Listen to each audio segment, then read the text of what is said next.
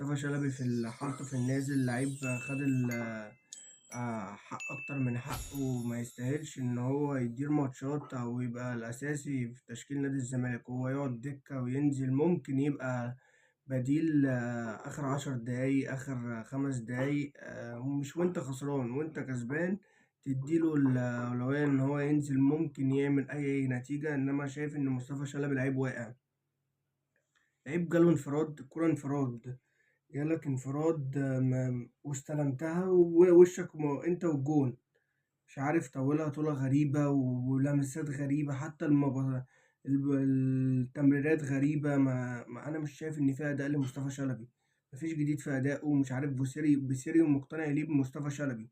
أنا ممكن ألعب أي حد مكان مصطفى شلبي إلا مصطفى شلبي.